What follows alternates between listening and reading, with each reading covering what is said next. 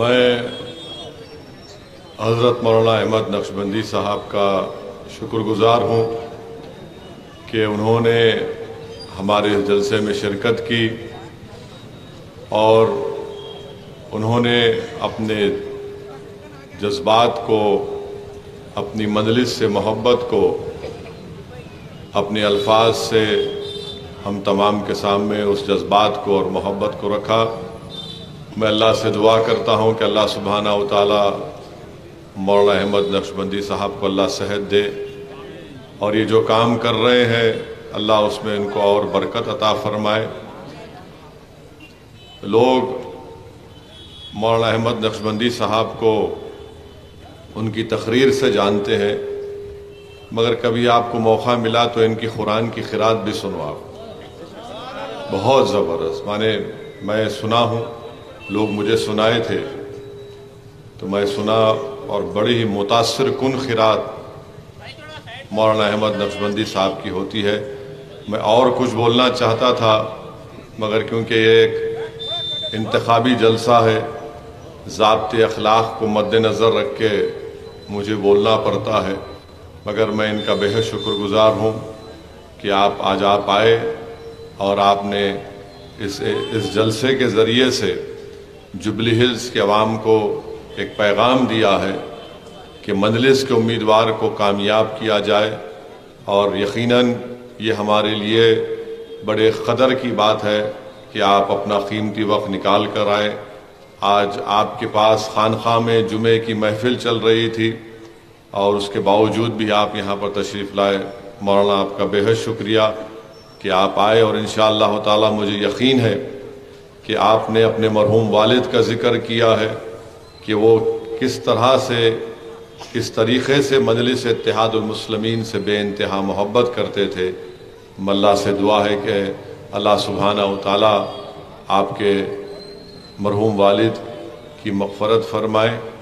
और मैं हमारे शहज़ादे गौसे आज़म शब्बर पाशा साहब का भी शुक्रिया अदा करता हूँ कि वो भी आज हमारे जलसे में शिरकत किए।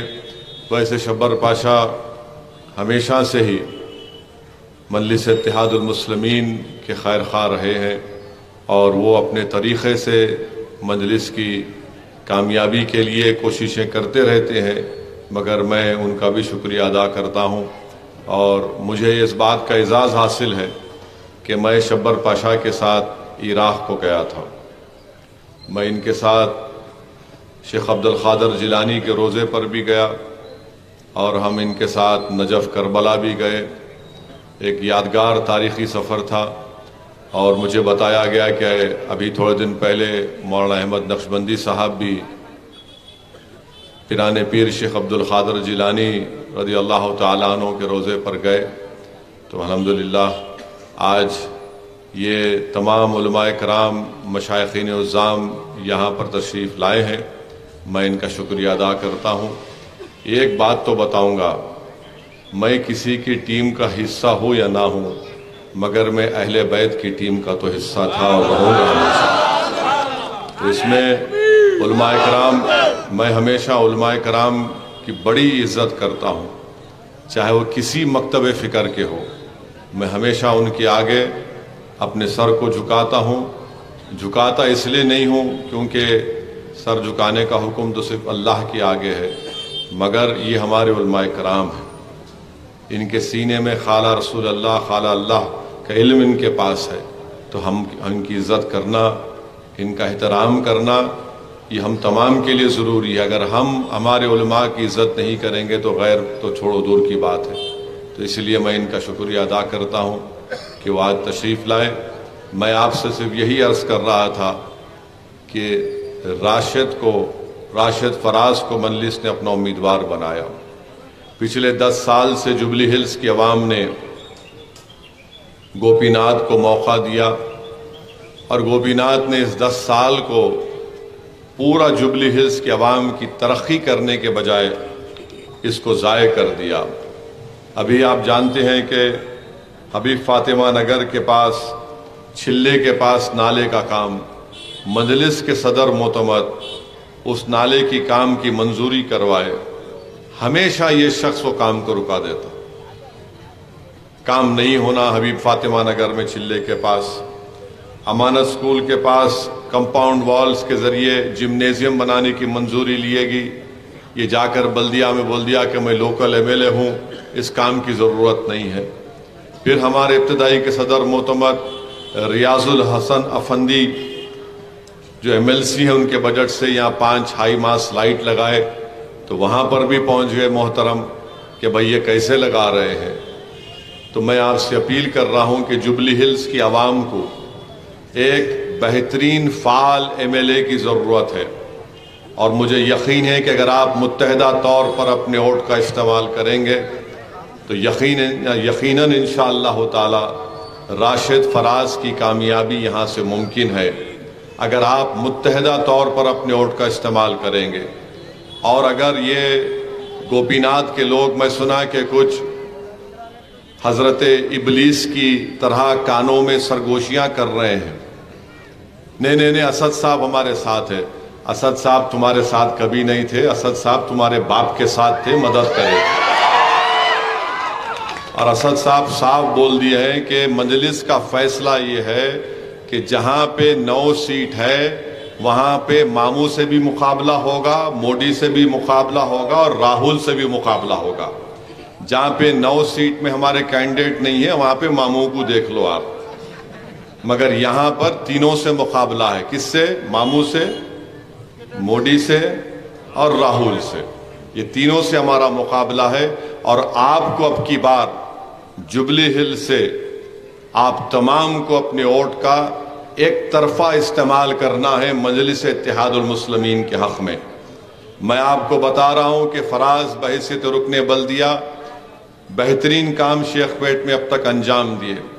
जब कभी भी कोई उनको फ़ोन करता, और मैं गवाह हूं इस बात का कि कई लोग जब शिकायत करते थे फराज के वार्ड के ताल्लुक से, तो मैं कॉन्फ्रेंस कॉल पे लेता था फराज को, और मेरी मौजूदगी में फराज को बोलते क्या काम, शिकायत गुस्से में भी करते, तो ये शख्स कभी भी उनको पलटाई कुछ नहीं बोलता कि ठीक है साहब आप फ़ोन रखिए, मैं आपके पास आ रहा हूँ। और फिर वहाँ ठहरो यारो मारू खिला के लेके आए शायद फराज में, अच्छा क्या खिलाए नहीं मालूम, हमारे को नहीं खिलाए अब तक। तो बहरहाल काम करने का जज्बा है, आप तमाम मौका दीजिए। जुबली हिल्स की आवाम को मैं अपील कर रहा हूं कि आपको एक हरकियाती एमएलए की जरूरत है। गोपीनाथ की तबीयत भी अच्छी नहीं है, बीमार है आजकल, मालूम ना आपको, मालूम ना, उन्होंने ज्यादा चल फिर नहीं भी सकते उन बेचारे, और माशाल्लाह से उन्हें इतने तेज है कि उनके ही कॉरपोरेटर को पीट दिए उन्होंने, वो भी वीडियो देखे होंगे आप, पीटे ना उनको, हाँ, और बेचारे को पीटे, उन्हें उधर कूद गया राहुल के पास। तो इनका रिकॉर्ड ऐसा ही है, तो इनको आप वोट मत दीजिए। अब दूसरा जो कांग्रेस के उम्मीदवार है, उन्होंने बेचारे अचानक पैराशूट से उतर गए जुबली हिल में। क्रिकेटर है, सही है भाई, आप बेहतरीन बैट्समैन थे, हम भी आपकी कदर करते थे, मगर आप जुबली हिल से आए हैं, तो मैं आपको ये क्रिकेटर के बारे में बता रहा हूं, ये सियासतदान नहीं थे, ये नाकाम सियासतदान है, ये नाकाम अवामी नुमाइंदा है शख्सियत। मुरादाबाद की अवाम ने इनको एमपी बनाया था, लाखों वोट दिए उनको मुरादाबाद की अवाम ने, और जब मुरादाबाद की अवाम इस उम्मीद पर इनको वोट दी थी कि बहैसियत रुकने पार्लियामान ये कुछ करेंगे, कुछ काम नहीं किए, नाकाम रुकने पार्लियामान थे। और इसी वजह से कांग्रेस पार्टी ने इनको दोबारा मुरादाबाद से टिकट नहीं दिया। जिस मुरादाबाद की अवाम ने इनको जिंदाबाद कहकर कामयाब किया था, 2 साल के अंदर उनको मुर्दाबाद के नारे सुनना पड़ा। तो इनको कोई शौक नहीं है अवाम की खिदमत का, ये जानते नहीं है, ये सिर्फ अपनी इनफरादियत में इजाफा करने के लिए आके इलेक्शन लड़ रहे हैं। और कांग्रेस पार्टी से मैं पूछना चाह रहा हूं कि आपके पास वो क्या नाम है बच्चे का, पीजीआर के, हाँ, विष्णु था, अरे आपके पार्टी का वफादार था वो बच्चा, वो इलेक्शन 2 मरतबा हारा पर पार्टी नहीं छोड़ा, आप उसको टिकट नहीं देके इनको दिए। खैर ठीक है, आपका अंदरूनी फैसला है, मुझे उस पर तबसरा करना नहीं है। मगर आपको बता रहा हूं, कांग्रेस के उम्मीदवार ये कभी भी नहीं कर सकते खिदमत। माने जो एमपी था, मुरादाबाद के एमपी, बहुत ही उत्तर प्रदेश के 80 लोकसभा के सीटों में सबसे नुमाया पार्लियामेंट की सीट होती मुरादाबाद की। ये वहां पर कुछ नहीं किए, कभी वहां पर नहीं गए, कुछ काम नहीं किए। इनको शौक नहीं है काम करने का, इनको ना वो तड़प है कि चलो कुछ करूंगा मैं अवाम के लिए। आप देख लीजिए मेरी बात को, आप पूछ लीजिए मुरादाबाद में टिकट इनकी पार्टी नहीं दी, उसके बाद बीजेपी जीत गई मुरादाबाद की पार्लियामेंट की सीट 2014 में। 2019 में फिर एसटी हसन साहब वहां कामयाब हुए। इनको टिकट दिया गया था राजस्थान में सवाई माधोपुर में, 4 लाख वोट मिले, उसके बाद पलट के नहीं देखे सवाई माधोपुर में। अब मैं 2015 में जब उत्तर प्रदेश गया था मुरादाबाद को, तो वहां के चंद जिम्मेदारों के साथ हमारी मीटिंग हुई थी, तो सब यही सवाल करे, असदुद्दीन ओवैसी कहीं आप इनकी तरह तो भूल के नहीं चले जाएंगे मुरादाबाद छोड़ के। मैं बोला भाई साहब, मैं जहां पर जाता हूं, काम करता हूं, इलेक्शन जीतूं या हारूं, मैं उस जगह को छोड़ने वाला नहीं हूं। आप सवाई माधोपुर गया, मैं टोंक को गया, वहां पर भी वो लोग वही बोले, अरे उन इलेक्शन लड़ने आए थे, उसके बाद पलट के नहीं देखे हमको। तो इनको कोई खिदमत करने का इनका इरादा नहीं है, सिर्फ अपने नंबरात बढ़ाना। और ये हैदराबाद क्रिकेट एसोसिएशन के सदर थे, प्रेसिडेंट थे, इनके ऊपर 4 गबन के एफआईआर आए, 4 एफआईआर इनके ऊपर दर्ज किए गए। कौन दर्ज किया? Justice L Nageswara Rao, supreme court का जज, एचसीए को उस वक्त चला रहे थे, तो अंबड्समैन ने कंप्लेन दी, 4 एफआईआर इनके ऊपर है। पैसों की हेरा फेरी, खरीदो फरोख्त में इनका एक हैदराबाद की क्रिकेट को इस शख्स ने बर्बाद कर दिया। माने हम लोग टॉप लीग में थे, अब प्लेट डिवीजन में आ गए। खुदा के लिए जुबली हिल्स में आप वो गलती मत करिए। अगर आप बोलेंगे नो ऐसे नहीं, आपको एक जमीन से जुड़ा हुआ शख्स चाहिए। एक तरफ गोपीनाथ है, एक तरफ इनू है, दोनों अलग अलग रास्ते पे जाएंगे। तो आपके दरमियान में बेहतरीन उम्मीदवार जो बिला लिहाज मजहब मिल्लत जुबली हिल्स की आवाम की खिदमत कर सकता है, जिसकी काम का एक रिकॉर्ड है शेखपेट में, वो मंजलिस इत्तेहादुल मुस्लिमीन का उम्मीदवार राशिद फराज है। तो मेरी आपसे गुजारिश है कि आप 30 नवंबर के दिन अपना एक वोट राशिद फराज के हक में इस्तेमाल करिए। पतंग के निशान पर वोट डालकर आप जुबली हिल्स में एक नए एमएलए को लेकर आइए। ना मागंटी को आपने 10 साल का मौका दिया, वो कुछ नहीं किए, 10 साल को उन्होंने बर्बाद कर दिया। अब कांग्रेस आई है, तो कांग्रेस में तो इनके जो राहुल गांधी हैं, बेचारों को ऐसा लगता है कि उनको भूलने की आदत है, बहुत जल्दी भूल जाते हैं उन्होंने। इलेक्शन में यहां पर तेलंगाना में बोल दिए कि असदुद्दीन ओवैसी त्रिपुरा में इलेक्शन लड़े, आसाम में जाके लड़े। मेरे को आसाम के लोग जो मेरे को बरसों से बुला रहे, उन्होंने अपने आसामी अंदाज में बोले, अरे भाई अभी तो तुम आ जाओ ना। त्रिपुरा में जिंदगी में नहीं गया, मगर इनको एक ही डर है, जैसा मौलाना ने कहा, पूरे पार्लियामेंट में 540 एमपी हैं, 540 एमपी है, मगर किससे डर है उनको? हैदराबाद की शेरवानी से। ना इनसे ना कोई खा के ना पी के। अच्छा, जिसके पास घर में कोई नहीं है उससे क्या वास्ता मेरा? उन्हों अलोन है, आप तमाम मेरे साथ है, अल्लाह मेरे साथ है। और राहुल गांधी मीडिया को बोल रहे कि हमारे दरवाजे बंद हैं असदुद्दीन ओवैसी के लिए। राहुल गांधी, अल्लाह का दरवाजा हमारे लिए काफी है, और वो जो सुनहरी जालियां है ना, वो हमारे लिए काफी है। तुम देखते भी नहीं तुम्हारी तरफ, वो सब्ज गुंबद का मकी की तरफ देख लिए, वो काफी है, उनका सदका हमको मिलता। अब तुम्हारे दरवाजे पे वही जाता जो तुम्हारी गुलामी करता। हम जिन के गुलामों के गुलाम है, वो दर काफी है हमारे लिए। आप आकर बोले दरवाजा बंद। अरे गरीबों का दरवाजा खुला है राहुल गांधी मेरे लिए। जुबली हिल्स का हर घर का दरवाजा मेरे घर का दरवाजा है राहुल गांधी। तुमको अंदाजा भी नहीं है और फिर बोलते नु पैसे लिए ये लिए। अरे राहुल गांधी, तुम 400 सीट लड़े उत्तर प्रदेश के, लड़के 402 लड़े, एक जीते। कितने पैसे लिए थे आप? बीजेपी जीती वहां पर। आप पार्टी के प्रेसिडेंट हैं। 542 लोकसभा सीट्स में से आप शायद मेरे ख्याल से 510 या 10 लड़े, 50 जीते। क्या आपने डील की थी मोदी के साथ बैठ के चाय पी लेंगे? क्या मित्रों आपको चाय बना के पिलाए थे? इन्हों अपने आबो अजदाद की सीट अमेठी हार गए, स्मृति ईरानी से हार गए। तो क्या स्मृति ईरानी से कोई डील हुई थी आपकी? पैसे लिए। अरे भाई, तुम्हारी न्यूक्लियर डील जब चल रही थी 2008 में, असदुद्दीन ओवैसी तुम्हारा साथ दिया था, तुम्हारी पार्टी का साथ दिया। तुम्हारा साथ नहीं दूंगा कभी इंशाअल्लाह। उस वक्त क्या क्या किया था। अब फिर दूसरा बोलते इन्हों आने लड़ रहे, गोशामहल नहीं लड़ रहे। अरे दीवाने, अक्ल के पर पर्दा पड़ने वाले। गोशामहल में 27% है, निजामाबाद में 44% है। मैं 44% पे नहीं लड़ रहा हूं। मैं क्यों नहीं लड़ रहा हूं? बावजूद मेरे 16 अराकीन बल्दिया डिप्टी मेयर है, क्यों नहीं लड़ रहा हूं? आरएसएस कामयाब नहीं होना निजामाबाद में। आरएसएस निजामाबाद में कामयाब नहीं होना। अब जैसा मैं फैसला लिया नहीं लड़ने का, ये कामारेड्डी से दूल्हे उतर के वहां चले गए।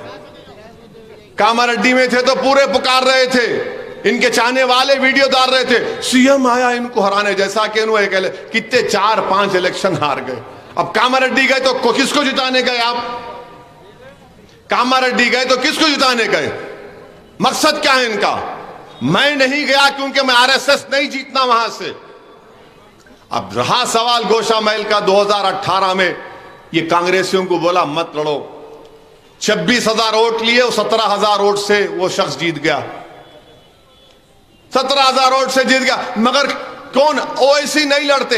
अरे पाशा, मैं तो तुम्हारे राहुल को बुलाना हैदराबाद में आके मेरे से लड़ लो, मुकाबला कर लेंगे, देखेंगे क्या होता। आओ हैदराबाद को, क्यों लड़ते? वायनाड जाके आ जाओ यहां पे। और इनका कांग्रेस का सदर जो है उसका नाम आरएसएस अन्ना है। क्या नाम है उसका? उसका नाम क्या है? आरएसएस अन्ना है। इन्हों आए आरएसएस से, इन्हों चड्डी पहन के आरएसएस के शाखाओं में लट फिराए सो है। तो आरएसएस 90 साल तक चड्डी पहनने के बाद उनको ख्याल आया नहीं नहीं चड्डी में पैरा दिख रहा, पैंट पहनेंगे। तो पैंट पहन लिए। मगर इन्हों बोले तू चड्डी पहन के शुरू किया था, तू आप बीजेपी में चला जा। बीजेपी एबीवीपी में, एबीवीपी से इन्हों बीजेपी में गए। जब बीजेपी में गए थे आरएसएस अन्ना, तो 1999 में मरहूम सैयद सज्जाद, अल्लाह उनकी मगफरत करे, इलेक्शन लड़ रहे थे कारवान का। तो ये आरएसएस अन्ना किशन रेड्डी के साथ काम कर रहे थे कारवान में। खिले गोलकुंडा में और गुड्डी मलकापुर में, मैं देखा गुड्डी मलकापुर कारवान में आता। और अल्लाह ने मुझे कुछ नहीं दिया, एक हाफिजा तो दिया। मैं याद एक बार देख लिया तो भूलता नहीं किसी को भी, भूलता ना मैं किसी को। और इन्हों काम किए थे किशन रेड्डी के साथ। खैर किशन रेड्डी इलेक्शन हार गए। किशन रेड्डी की जिंदगी का पहला इलेक्शन, उनको क्या सूझा नहीं मालूम, आके शेरवानी से टकराए, हार गए। मैं पार्लियामेंट में किशन रेड्डी और इनको दोनों देखा तो होता ना भाई एमपी है, कैसे अच्छे। बोला हाँ आप दोनों को जानता हूं, मैं देखा था गुड्डी मलकापुर मार्केट में, काम इतनी सूरत कर लिए। अच्छा आपको याद है? मेला बहुत याद है, तुम्हारी 90 साल की तारीख याद है मेरे को। आप बताओ, आज वो शख्स आके मेरी शेरवानी के बारे में बोल रहा है, मेरी शेरवानी। अरे आरएसएस अन्ना, ये शेरवानी परेशानी हो जाती, मालूम ना आपको। मगर याद रखिए, हिटलर ने जब यहूदियों पर हमला किया, हिटलर ने 60 लाख यहूदियों को कत्ल किया, तो तो हिटलर ने पहले कैसे शुरू किया था? पहले यहूदियों के बड़े बड़े जो लीडर थे उनके कपड़ों पर हमला किया हिटलर ने। ये देखो क्या कपड़े पहनते, गंदे कपड़े पहनते हैं लोग। उसके बाद हिटलर ने क्या किया? जो क्रिस्टल नाक मूवमेंट बोलते, क्रिस्टल नाक मूवमेंट में पिक्चर बननी शुरू हो गई यहूदियों के खिलाफ, फिर गालियां शुरू हुई, फिर उन पर हमले शुरू हुए। उसके बाद हिटलर ने उनको गैस के चेंबर में डाला या फिर बड़े बड़े जेलों में डाल दिया, उनका खात्मा हुआ। और याद रखिए, आज से 2-3 साल पहले नरेंद्र मोदी ने अपनी तकरीर में कहा था कि भाइयों बहनों कपड़े देखकर पहचानो। बोला था, नहीं बोले थे?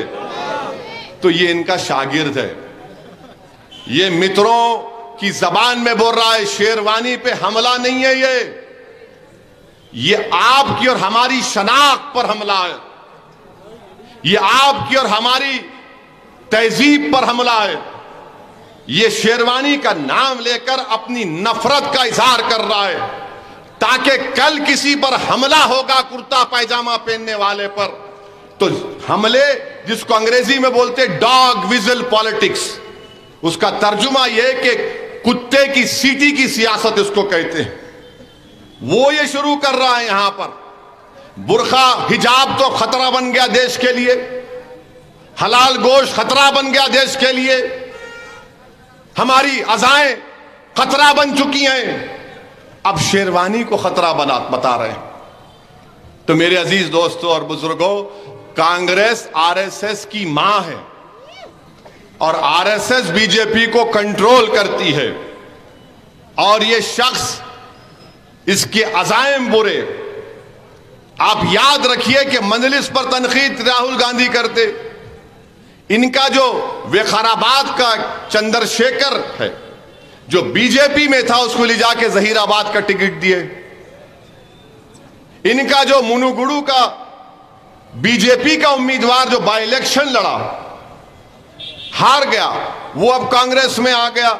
अब भाई ये आरएसएस अन्ना के पास कौन सा वॉशिंग पाउडर है कि बीजेपी से आए तो लगड़ दिए तो उन्हें सेकुलर हो जाता? कौन सा वॉशिंग पाउडर है आपके पास, बताओ? मोदी के पास गए तो पूरे सब क्लीन, राहुल के पास गए तो सब सेकुलर हो जाते। तो इन दोनों से हमको होशियार रहना है। ये दोनों हमेशा यही चाहेंगे कि आपकी क़यादत ना रहे, आपकी सियासी ताकत ना रहे। ये हमेशा हमारे इत्तेहाद के दुश्मन रहे हैं। इसीलिए किशन रेड्डी आज बोल रहा कि अगर हमारे को मौका मिला तो हम बुलडोजर लगा के घर तोड़ देंगे। किशन रेड्डी साहब, जरा अल्फाज देखकर इस्तेमाल करो। डेमोक्रेसी है, जमहूरियत है, कानून है। आप एक मरकज के वजीर हैं, आप बुलडोजर इस्तेमाल करेंगे तो क्या हम फूल निछावर करेंगे आप पे कि बहाओ फूल बरसाओ बुलडोजर लेकर आए? ऐसा तो नहीं होगा ना। कानून के दायरे में जो भी होगा होगा।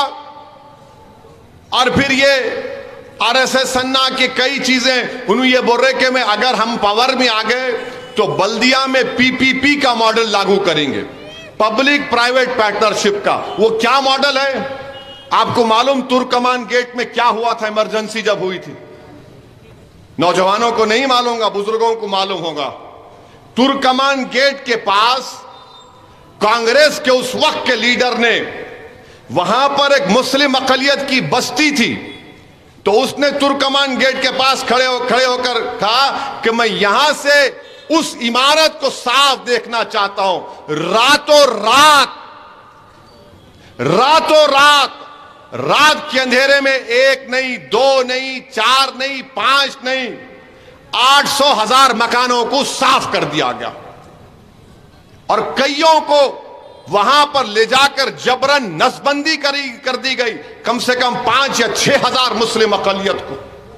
ये रिकॉर्डेड है। ये अगर आपको पढ़ना है और इसके बारे में तो एक फ्रेंच स्कॉलर है क्रिस्टोफर जेफरले, उसने मोदी पर किताब लिखी, उसमें पढ़ो, चैप्टर है पूरा ये।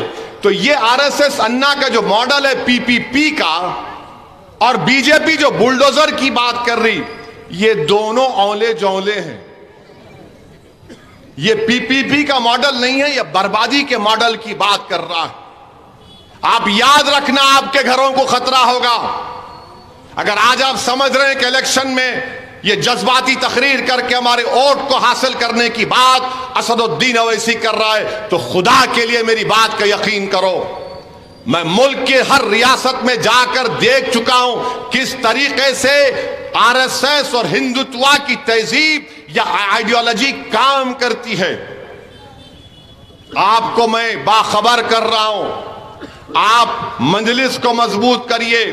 ये ताकतों को हम सिर्फ अपने इत्तेहाद से और अपने सियासी क़यादत से और उससे आगे जो अहम चीज है कि अल्लाह से हम दुआ करते रहना, नबी करीम सल्लल्लाहु अलैहि वसल्लम का वसीला देकर, कि अल्लाह इन ताकतों से हमको महफूज रखे।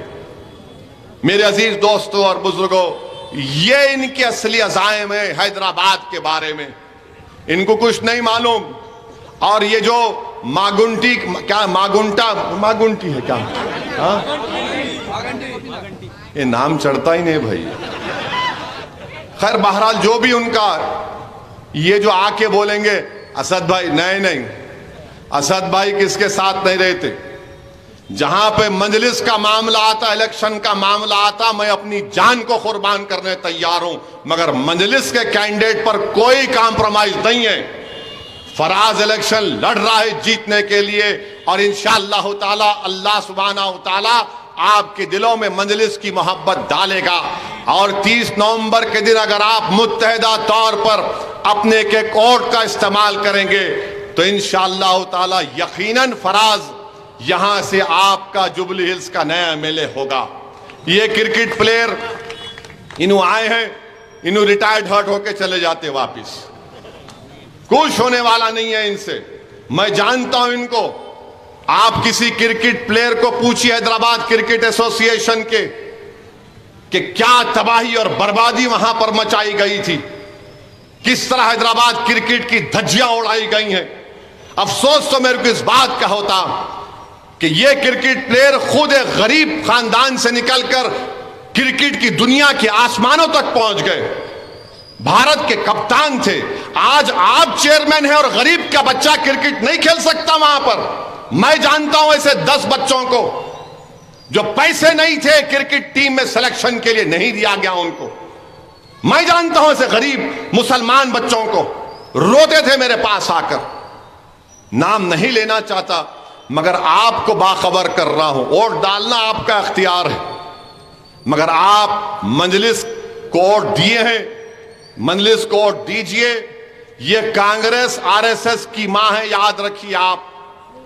आज ये बड़े बड़े दावे कर, आज इनका एक मैनिफेस्टो कुछ आया, इनकी नफरत देखो आप। ये क्या बोल रहे कि शादी मुबारक तो स्कीम है, उसमें उन्होंने ये बोल रहे कि जो हमारे गैर मुस्लिम खवातीन हैं उनको शादी को 1 लाख देंगे, ठीक है। ईसाई मुसलमान को भी 1 लाख देंगे, मगर जो हमारी गैर मुस्लिम बहन है उसको शादी को 1 लाख देंगे और 1 तोला सोना देंगे। आरएसएस अन्ना, आप हमको भूल गए? 1 तोला सोना नहीं देंगे हमको, मगर आप क्या करेंगे? नहीं भाई वोट देना है। मालिक सोना अनु लिख जा रहे, आपको खोटा सिक्का भी वादा नहीं कर रहे।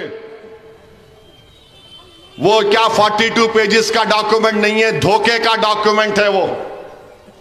तो मेरी आपसे अपील है कि ना गोपीनाथ का, ना आरएसएस अन्ना की पार्टी का, मजलिस आपकी जमात है, मजलिस आपके दरमियान में रही है। और मजलिस के कायदीन असेंबली में आप देखते हैं कि मजलिस की नुमाइंदगी पर तेलंगाना में आज 201 टेमरिस के तहत रेजिडेंशियल स्कूल कायम किए गए, जिसमें अब 1,30,000 बच्चे और बच्चियां 6ठी जमात से 12वीं जमात तक तालीम हासिल कर रही हैं। अगर किसी रियासत में अक़लियतों का बजट 11,000 करोड़ रुपये 9.5 साल में खर्चा हुआ तो यहां पर हुआ। और ये कांग्रेस पार्टी से पूछो आप, जब कर्नाटका का इलेक्शन हो रहा था तो बोले हम बजरंग दल पे बैन करेंगे। मैं हुबली में खड़े होकर तकरीर में कहा था ये नाटक है, ये मिले हुए हैं। और 6 महीने हो गए बजरंग दल पे कोई बैन नहीं है, मगर गाली मेरे को देते हैं।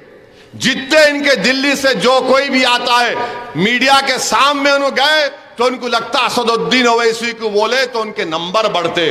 बोलो भाई, आप जितना बोलना चाहते बोलो, मुझे कोई फर्क नहीं पड़ता। जितना बोल सकते बोलो। आप फेरोजुल लुगात में, ऑक्सफोर्ड की डिक्शनरी में, वेबस्टर की डिक्शनरी में जितनी गालियां आप मुझे दो, मगर याद रखो तुम्हारे झूठे इल्जामात, तुम्हारी गालियां मेरे हौसले और अज़म को रोकने वाली नहीं है।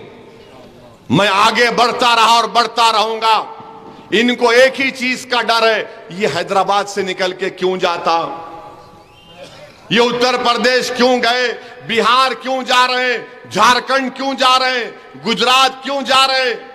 अरे भाई, ये पूरा हमारा देश है ना, मैं कहीं पर भी जा सकता हूं। आप क्यों आए हैदराबाद को अमेठी को छोड़ के? मोदी क्यों गए गुजरात से उत्तर प्रदेश इलेक्शन लड़ने के लिए? आप देख लो, मोदी आएंगे स्टीयरिंग इनके हाथ में है, अमित शाह आएंगे ओवैसी हम रिजर्वेशन खत्म कर देंगे, राहुल आएंगे इन्हों बी टीम, इन्हों फुला कर लिए। अरे भाई साहब, मैं तो गुजारिश करूंगा नरेंद्र मोदी से और राहुल गांधी से, आप हैदराबाद को आओ, मैं आपको नीलोफर की चाय पिलाता हूं, सुभान बेकरी का उस्मानिया बिस्किट खिलाता हूं, कराची बेकरी का फ्रूट का बिस्किट, और ज्यादा अगर आपको मचलना है तो नीलोफर का बन मस्का भी रखता हूं। दोनों दबा के खाओ, उसके बाद तुम दोनों तय कर लो मैं क्या हूं। अजीब मामला है, इनके खिलाफ कोई आवाज ही नहीं उठाना, इनको कोई पूछना नहीं। एक दुकान खोल के बैठे नेशनलिस्ट कौन है, एक दुकान खोल के बैठे सेकुलर कौन है। अगर आप किसी छोटे कोर्ट के सामने से चले गए तो कोर्ट के सामने आपको दिखता है एक टेबल कुर्सी डाल के बैठता है एक आदमी, देखे कभी आप? हाँ, नोटरी करना है, आओ ना। तो इन्होंने क्या करते, मारो स्टैमिनो सेकुलर, तुम जबान खोलो इन्हों नेशनलिस्ट। अरे भाड़ में जाए तुम्हारा नेशनलिज्म, तुम्हारा सेकुलरिज्म, हमको उससे मतलब कभी था ही नहीं। भारत के आईन पर अल्लाह के नाम पर हल्फ लेने वाला हूं मैं, और आप मुझे बोलेंगे। खैर मेरे अजीज दोस्तों और बुजुर्गों, ये लंबी गुफ्तगू है, इंशाअल्लाह ताला भी जलसे होंगे, हर जलसे में आऊंगा जुबली हिल के, इंशाअल्लाह ताला आऊंगा। आपसे गुजारिश करता रहूंगा कि मजलिस को आप वोट दीजिए, मजलिस को कामयाब करिए और पतंग के निशान पर बटन दबाइए। जुबली हिल्स की आवाम को एक फाल और हरकियाती और एक तजुर्बेकार एमएलए की जरूरत है। वो मैं समझता हूं कि वो तमाम चीजें फराज में हैं। मरहूम शरीफ जिंदा होते तो शरीफ यहां खड़े होकर इलेक्शन लड़ता, मगर आज शरीफ हमारे दरमियान में नहीं है। मैं दौरा कर रहा था तो मेरी जबान से निकल गया कि यहाँ के उम्मीदवार शरीफ है, उनको वोट दीजिए। तो उनके मरहूम बेटे ने कहा कि साहब अब्बा नहीं है, अल्लाह उनकी मग़फ़िरत करे। यकीन मानो आप बेहतरीन खिदमत करने वाला था शरीफ, कूट कूट कर गरीबों के लिए दर था। खैर अल्लाह उसके दर्जात को बुलंद करेगा जो उसने खिदमत अंजाम दी इस दुनिया में। हम सबको जाना है भाई, ये कब्रस्तान है, देखो आप, कोई नहीं रहने वाला यहाँ पर, सबको जाना है, सबको इस मिट्टी की ग़िज़ा बनना है। मैं भी बनूंगा, आप भी बनेंगे। वो कब टाइम आएगा वो रब्बे करीम जानता है, मगर एक ही दुआ है कि जब तक रहेंगे ईमानदारी के साथ आवाम की खिदमत करेंगे, और जब इस दुनिया से जाएंगे तो इंशाअल्लाह ताला इस ज़मीन में ही जाना है, इस ज़मीन में ही जाना है, और कहाँ जाना है? यहीं पर पैदा हुए, यहीं पर जाना है। वो क्या पुराना एक गाना था, माफ़ करना मौलाना की मौजूदगी में बोल रहा हूँ, जीना यहाँ मरना यहाँ, इसके सिवा जाना कहाँ। कोई बीजेपी का बोल रहा हम इसको निकाल के फेंक देते, अम्मा निकाल के फेंक देते। कहां फेंकते? तुम हाथ भी लगा सकते हमको, निकाल के फेंक देते। अरे जो देखो इसको निकालो, इसको वो निकालो। अरे भाई आपको कोई दूसरा काम आता नहीं क्या? कोई जाने वाले नहीं है, अब दूसरी हिजरत होने वाली नहीं है ना, हम जाएंगे, यहीं रहने वाले, अब यहीं रहेंगे, तुम्हारी आंख में आंख डाल के मुकाबला करेंगे। और जो लोग मेरे को बोलते ना कि आप मेरे को, हमारे कई दोस्तां बोलते, अरे साहब आप क्यों जाते यूपी को, गोलियां चली, शब्बर पाशा फोन के, अजी साहब जरा देख के साहब। कई लोग मेरे को बोले मेरे भाई मैं इसलिए जाता हूं कि हशर का मैदान होगा, इमाम हुसैन भी रहेंगे मेरे सामने, आपके सामने। क्या जवाब देंगे हम? करबला को गए, मालूम था, मगर गए क्यों गए? हक की सरबुलंदी के लिए गए। जो ये कांग्रेसी बोलते टीवी चैनल बैठ के, नु हार रहे। अरे दीवाने, फलस्तीनी तो 75 साल में 2 लाख जानों को कुर्बान कर दिए। हार नाम की चीज ही नहीं है मेरे डिक्शनरी में। जीत ही जीत है इंशाअल्लाह ताला हमारी जिंदगियों में। हम कमली वाले के गुलामों के गुलाम हैं। ये क्या हार जी, तुम क्या, तुम्हारे को मालूम ही नहीं बाबा। तुम हार बोल रहे, हम हर हाल में कामयाब होने वाले इंशाअल्लाह ताला। हम हर हाल में गालिब होंगे इंशाअल्लाह ताला। हम गालिब होने के लिए और गालिब होंगे इंशाअल्लाह ताला। तो मेरी आपसे गुजारिश है कि जरा 30 नवंबर के दिन सुबह निकल के पतंग के निशान पर बटन दबाइए। और मेरी मर्द हजरात से अपील है, अकेले न मत चले जाओ। आप बेगम को बोलेंगे जरा पका दो खीमा, में लाया दुकान से, जरा फ्रेश अपने बेगम को, वालदा को साथ लेके जाओ। और डाल के आके फिर आपको पूरा दिन है आपका। और मंजलिस के अराकीन से भी कहूंगा कि जरा आप पहले अपना वोट डालो। मैं हमेशा हर पोलिंग के दिन देखता हूं हमारे अराकीन को, मियात बार उंगली दिखाओ बोलते, छुपाते यूं करते यूं। मैं बताओ, निशानी नहीं, वोट ही नहीं डालते। सब दुनिया को बोल रहे वोट डालो, खुद ही नहीं डालते। तो मंजलिस के अराकीन भी पहले जाके वोट डालना, अपने घर वालों के साथ वोट डाल के उसके बाद अपनी जमात का काम पे लग जाना। तो मेरी आप तमाम से ये गुजारिश है, एक वोट का इस्तेमाल करिए। ये क्या 50% की पोलिंग है, ये क्या 48% की पोलिंग है? दबा के पोलिंग होना, टनाटन पोलिंग होना, बल्कि 100% पोलिंग आप कर सकते, कोई रोकने वाला नहीं है आपको। आधार कार्ड है, एपिक कार्ड है, बैंक की पासबुक पे फोटो है लेके जाइए, पासपोर्ट है लेके जाइए, 9 दस्तावेजात का जिक्र है लेके जाइए, मगर वोट तो डालो ना। घर में बच्चे की शादी रही तो सबको जाके रुखा देते, आना देखो, आना बेटे की शादी है। अरे यहां तो फराज कुछ दूल्हा बनाने का है आपको, जुबली हिल का। अब कैसा बनाएंगे? आप जाके वोट डालेंगे तो दूल्हा बनता उन्हें। अगर आप नहीं वोट डाले तो फिर वो उन्हीं दूल्हा बनने की कोशिश में जो 10 साल से कुछ नहीं करे। अब तो चल भी नहीं सक रहे बेचारे, उनको अल्लाह सेहत दे दे जल्दी। मैं सुना कि उनको कुछ किडनी की नहीं मालूम क्या है, बहरहाल जो भी है उनको, हमारे को उनसे पर्सनल कोई दुश्मनी नहीं है भाई, सियासी इख्तलाफ है और उनकी नाकरकर्दगी की बुनियाद पर है। हम दुआ करते हैं उनको शिफा दे दे। मगर आपको एक हरकियाती शख्स की जरूरत है जो आप पुकारेंगे तो दौड़ेगा, रात के अंधेरे में आप फोन लगाएंगे तो आपके पास आएगा, आपके मसाइल को हल करेगा। तो ये जुबली हिल्स की आवाम के लिए बहुत जरूरी है कि वो एक अच्छे शख्स को अपना एमएलए बनाए, और मेरी नजर में वो राशिद फराज है।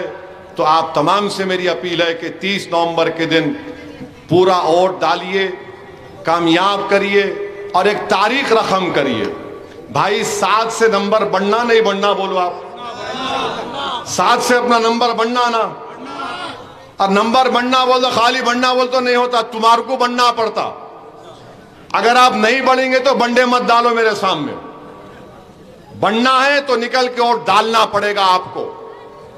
आप वोट डालेंगे तो इंशाअल्लाह ताला 7 की जगह 8 भी होंगे, और राजेंद्र नगर में अगर अल्लाह ने करम कर दिया तो 9 भी होंगे। तो मेरी आप तमाम से अपील है कि आप अपने वोट का सही इस्तेमाल करिए। मैं फिर से आखिर में मौलाना अहमद नक्शबंदी साहब का और शहजादे गौसे आजम जनाब शब्बर पाशा का शुक्रिया अदा करता हूं कि उन्होंने आज वक्त की अहम ज़रूरत को समझा, उस तड़प को समझा, और ऐसे नाजुक वक्त पे आपने मजलिस के प्लेटफॉर्म पर आकर हमारी हौसला अफजाई की, हमारी तायीद में आपने अल्फाज अदा किए। मैं दिल की गहराइयों से आपका शुक्रिया अदा करता हूं। अल्लाह सुब्हानहू व तआला आपको हमेशा सलामत रखे। बहुत बहुत शुक्रिया। अस्सलाम वालेकुम व रहमतुल्लाहि व बरकातहू।